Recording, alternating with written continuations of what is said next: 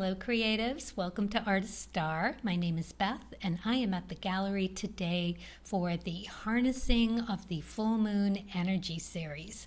I brought my bottle of captured full moon water and my year-long full moon knotted meditation ribbon.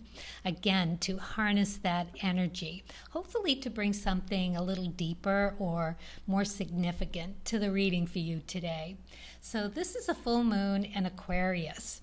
This is about the opportunity to have what you need revealed to you about your most authentic, unique, and individually driven self.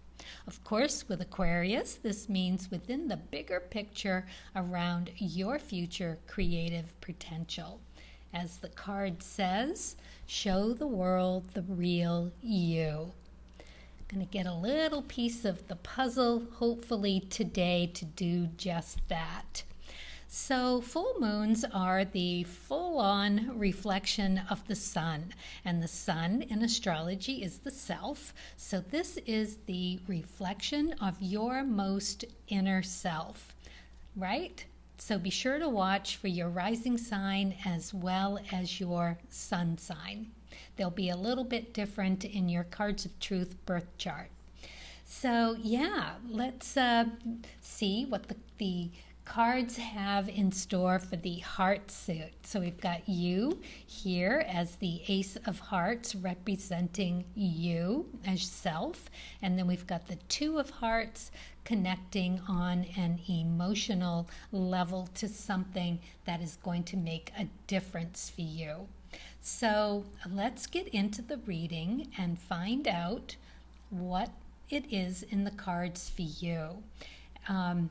The heart suit, the foundation cards, the Ace of Hearts, is all about a new beginning in an emotional situation. This could be about people, places, or things, but will have an impact, right?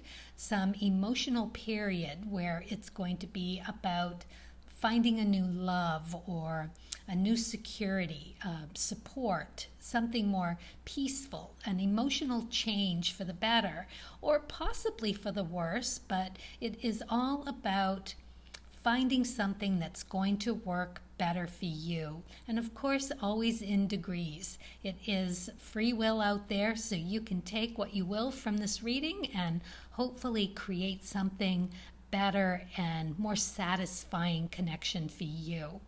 Now the twos are just that. It is a reflection of the sun and being able to make that connection with the how and the why of the emotional expression. That is of the love that you see reflected in what it is that you are doing, what you are coming together with. So it could be with a person, a place, a thing. It could be about your connecting with your art, your skills, your talent emotionally. It is about intimately connecting those relations to something that's going to be more passionate, some sort of better, higher artistic connection for you. So let's see what the reading is about. It's going to be short and sweet. I did a 3-card pull here for you, and somehow to heighten whatever it is that is going to help you down that path of individuality that little bit more. So your first card is the 5 of Hearts. So this is about trial and error. This is Jupiter energy. It's expansive, it's joyful. It makes things that little much bigger. It is water energy and emotional energy. It's restless energy, the 5s are. So it is about it being time to meet a difficult or at least different emotional challenge through trial and error learning. It is about gleaming the nuggets of what doesn't work in order to take those with you when you finally find what does work and where you need to place your focus. you'll have those in your toolbox. Almost, well, it is as important as when you find what does work, gleaming those nuggets, because it's all a learning experience, and that's what the fives are all about. Source loves to help the fives. This is an incredibly deep connection. It is the opportunity to find your right path. This is about the emotions, so it is again around your creative energy and what you're connecting to at this time. So interestingly, your next card is the Jack of Diamonds. The Jack of Diamonds is Uranus energy and Earth energy. The Uranus energy is all about the unique self, you, and what you bring to the table, and how you go about expressing that as a value. Because that's what the diamonds are all about. They are finding a value, a new value, a better value, a deeper value about you and what you're doing. So the Jack is the salesman energy. So this is a big stepping stone, and it is fast energy. It's Brahma energy in Vedic astrology. It is all about those aces and having that connection to something, the twos, making that sustainable, and the threes to see it through to fruition and to let it go. So yeah, Jacks are youthful. They in the diamonds, they are of a concrete value being placed on people, places, and things. Now this is a messenger, so it's nice to have here around your full moon meditation. You could have that experience of finding that value, including you, right? Placing a new value on how you think about you. So it's really a beautiful card for you to have at this time, because it's understanding that new value of that new found beauty, or embracing the finding the value in an experience, or just look out for the what they call the Peter Pan thing, like, lack of direction or purpose, because it may be a little hard to find, and through all of this trial and error. So stay grounded in that earth energy of the Jack of Diamonds, and really sit with it, feel it through, because this is an emotional trigger that is going to set you down that path of finding that better value, of a better understanding of a better value, and within yourself, your emotional self, around something that you hold value in. Really kind of cool for you to have that, because this next card, the Seven of Diamonds, is doing exactly that. They call this the 1 in a million card. This is earth energy as well, and it is the death card in the tarot it relates to. So it is about Saturn energy and Tower energy. It is you knowing, or having the opportunity to know through your meditation of finding that emotional connection of value, to letting go what needs to be let go, so that something much bigger and better can come in to assist you in what you're doing. It's hard work, and it is about elimination, but it's elimination of something that is not working for you and that you need to let go of anyway. This is about your concrete skills and talents, what you find worth and value in. So clearly, something that has been a nice connection for you for a while now is starting to feel like it's not really doing it anymore, and it's time to move on. Maybe find that new muse to create that new body of work that is going to be that 1 in a million opportunity to really have all that hard work pay off.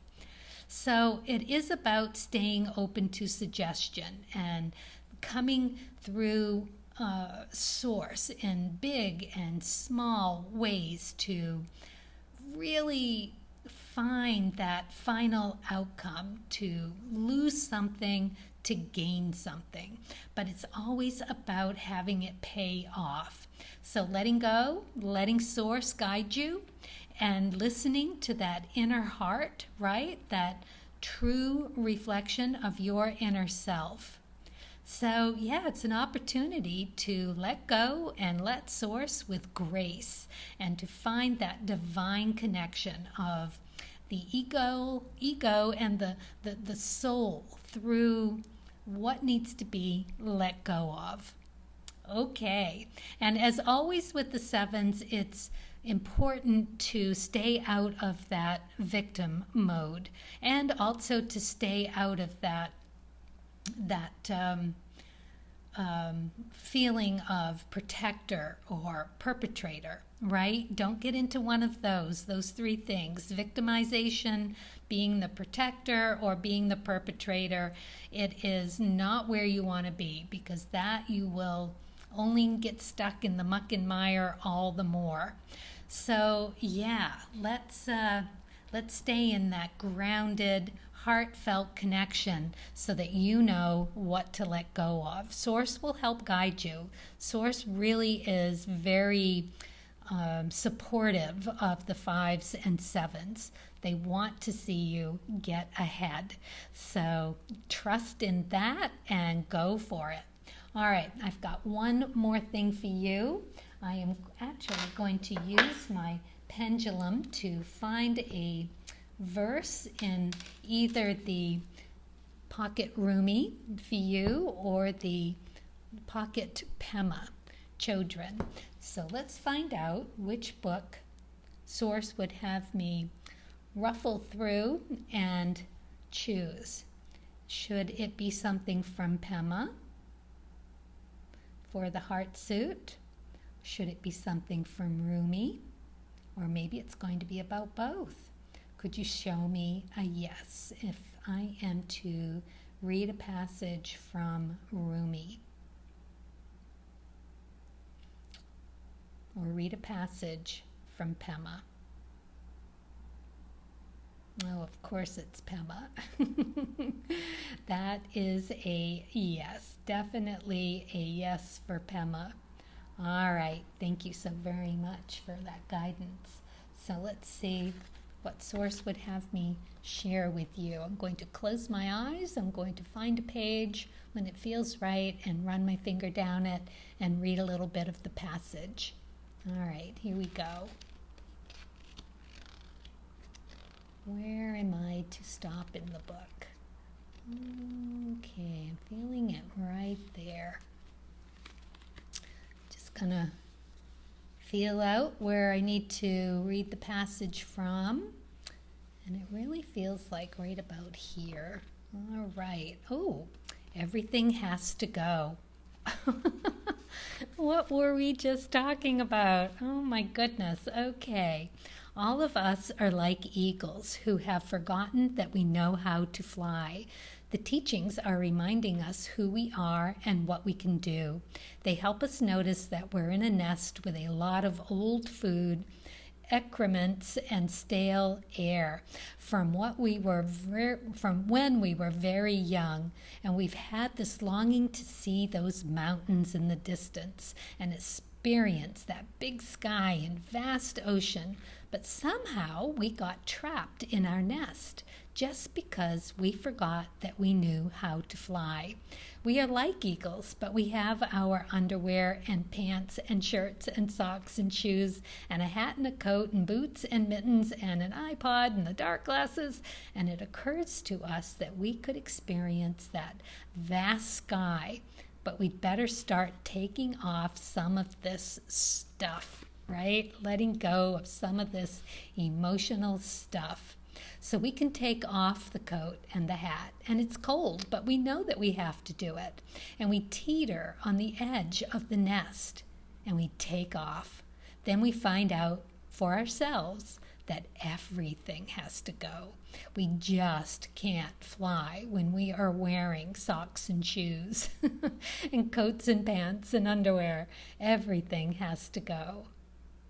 So, as I said, free will, people. So you decide what goes and what stays. And yeah, wow, emotional baggage, I guess, huh? And that must be what Pema and Source would have us know. But clearly having the energy to find that better value in what we hold near and dear. All right, well, thank you. And as always, happy creating.